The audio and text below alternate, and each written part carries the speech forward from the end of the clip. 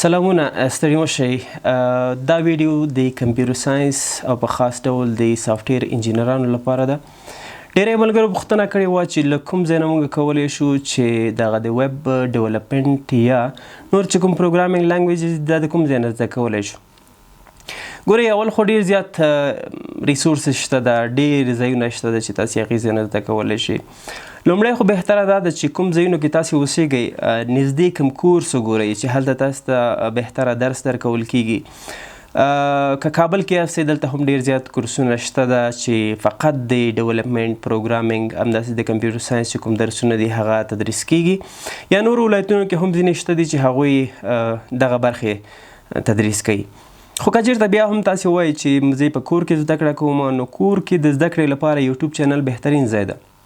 د هغې لپاره ډېر یوټیوب چینلونه دي چې پښتو کې، په انګلیسي کې، په هندي کې، په نورو ژبو کې هم شته ده، خو بهتره دا ده چې په خپله ژبه کې زده شي. نو په هغې خاطر باندې ما خپله هم کوشش کړی ده چې خپل یوټیوب چینل کې زه دغه کورسونه یا دغه کوم د کمپیوټر ساینس ریلیټډ چې کوم معلومات دي دا تاسو سره شریک کړم.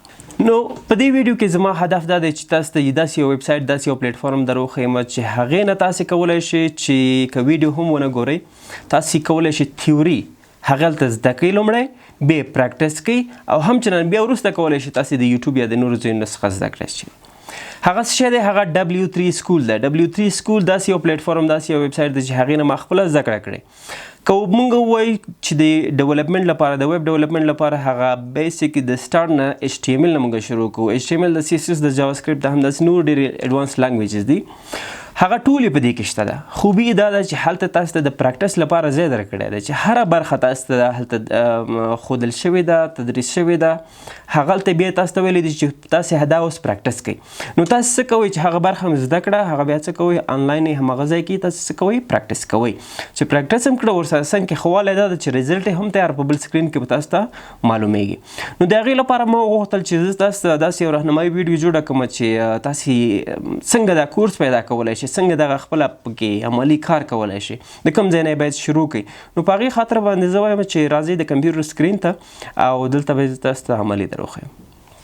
ښه نو راځو، دا خو به هم لیدلی زما د پښتو ټایپنګ چې کوم اپلیکیشن ده هغه ده، دا به هم تاسې لیدلی وي. نو که نه مو لیدلی تاسې لاړ شئ، همدا اوس ورته ټیسټ یې کوئ. تاسې لپاره مې جوړ کړی د پښتو د غني کولو لپاره مې جوړ کړی ده. نو د نورو سره هم حتما د خپل پروفایل، خپل ملګرو سره هم شریک کوئ. نو راځو څه کوو، زه راځم ګوګل ته.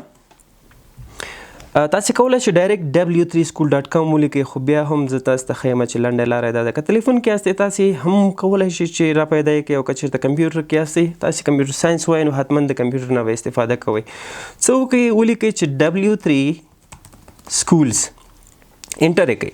لومړی ویب سایټ به تاسو ته راخلاصېږي، تاسې به دا څه کوئ اوپن به یې کوئ، په دې باندې به کلیک کوئ. ګورئ په ویب سایټ باندې خو به ټول پوهېږي دا URL ده، د نوم ده، دا به تاسې په یاد ساتئ W3school.com. دلته څه شی دی ګورئ، پورته برخه کې د HTML نه شروع کړې ده. تاسو ته ما مخکې هم ویلي وو په روډ میپ کې دا ما تاسو ته تشریح کړی دی چې تاسې کله چې د ویب ډیولپمنټ زده کوئ نو تاسې باید د HTML نه شروع کړئ. نو په دې خاطر باندې دوی هم دلته په لومړي سر کې HTML راوستی دی. ګورئ ډېری کسانو پوښتنه کړې وه چې HTML لینګویج دی که مارکپ لینګویج دی که څنګه دی. ګورئ ورونو، که چېرته تاسې زده کړه کوئ ډېرې قصو پسې به نه ګرځئ. په یاد وساتئ چې مونږ دا څه لپاره استفاده کوو، د ډیولپمنټ لپاره استفاده کوو. دا خو معلومه خبره ده چې HTML یو مارکپ لینګویج ده چې په دې کې اکثره ټیګز، ایلیمنټس، دا ټولې برخې چې دي په استفادې سره موږ کولی شو چې څه وکړو، د ویب سایټ سټرکچر جوړ کړو. ورپسې چې دا CSS ده، خو زه به د HTML را اوپن کړم. دلته وګورئ تاسې د HTML ټوټوریل په دې لیفټ سایډ کې تاسو ته ښودل کېږي، او په دې ځای کې څه شی دی، په دې ځای کې د هرې برخې تشریح ده. اوس لکه هوم کې تاسو ته ویلی دي چې لرن HTML is a standard markup language for web pages. همداسې نور چې کوم تشریحات دي تاسو ته دلته درکړي دي چې تاسې کولی شئ خپله هم ټرای آوټ کوئ که نه. بیا ورپسې د انټروډکشن، زه به راشم داسې یو برخې ته تاسو ته چې عملي هم در وښیم. څه وکړم، هیډینګس برخې ته به راشم. دلته یې څه کړي دي، ګورئ څومره یو ساده ډول باندې تشریح کړې ده، او داسې تشریح کړې که چېرته یو ځل یې تاسې ولولئ نو تاسې کولی شئ چې هغه هم د تل لپاره په ذهن کې کښېني. څه یې ویلي دي HTML headings. نو هیډینګز تاسې به پورډ کې هم کتلی وي چې د هیډینګ 1 د هیډینګ 2 د همداسې هیډینګ 6 پورې دي. دلته بیا تاسو ته وایي چې ټرای اټ یور سیلف. کله چې تاسې په دې باندې کلیک کوئ ښه دلته یو ایډ راځي دا د څو ثانیو لپاره ده. زه به دا اوس کلوز کړم.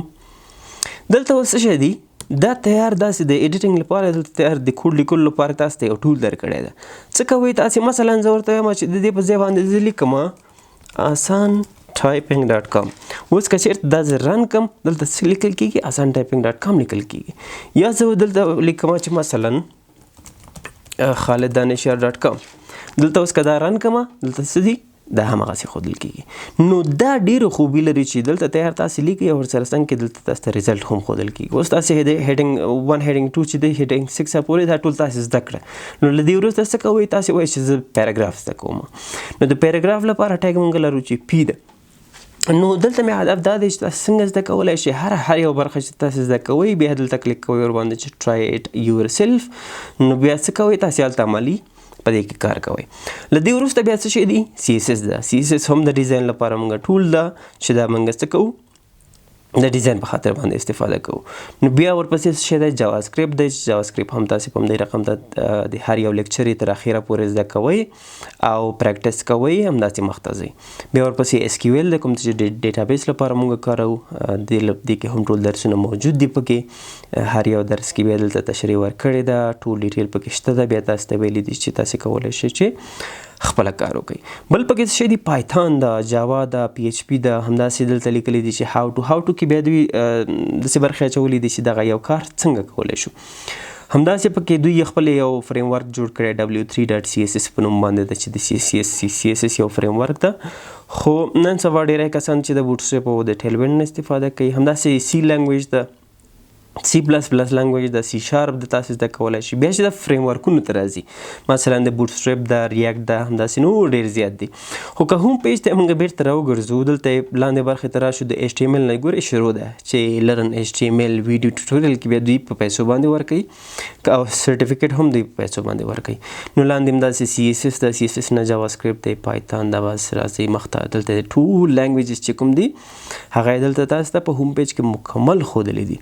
حتی کې د فلټر هم په دې کې شته ده. ډارټ چې کوم لینګویج ده د ټلیفون لپاره د موبایل اپلیکیشن ډیولپمنټ لپاره استفاده کیږي هغه هم پکې شته ده. همداسې کانواس شو آیکن شو ساس چې کوم د جیسن ویو دا چې کوم دي د فریم ورکونه دي دا ټوله په دې کې شته ده. نو که تاسې لاګین شئ تاسې هسټري به هم دلته پکې ساتل کیږي. دا ټوله مسایل پکې تیار دلته شته ده. ښه نو دا و د W3 سکول په اړه باندې د زده کړې ویډیو وه. هیله ده چې تاسې ورباندې پوه شوي اوسئ. ګورئ زه چې هره ویډیو تاسو ته ثبتوم تاسو ته ریکارډ کوم دا ما ورباندې ریسرچ کړی یا ما خپله زده کړي یا ما خپله دغه لارې انتخاب کړي په دې باندې زه راغلی یم تاسو ته هم ښیم. نو دغه هره ویډیو کې تاسو به ډېر څه زده کوئ. نو کوشش وکړئ چې نور د کمپیوټر ساینس ملګري مو دي هغوی سره یې په ګروپونو کې شیر کړئ. د خپل اکاونټ نه یې شیر کړئ. ملګرو ته ووایئ چې د خالد دانشیار په نوم باندې یوټیوب چینل شته ده. دې کې د کمپیوټر ساینس ریلیټډ درسونه شته ده. نو انشاءالله زه به کوشش کوم چې د کمپیوټر ساینس نور کورسونه یا کوم معلوماتي ویډیوګانې چې دي تاسو ته هغه به انشاءالله وخت په وخت باندې له همدې ځای نه نشریږي. نو ښه وخت ولرئ، اباد اوسئ، کامیاب اوسئ.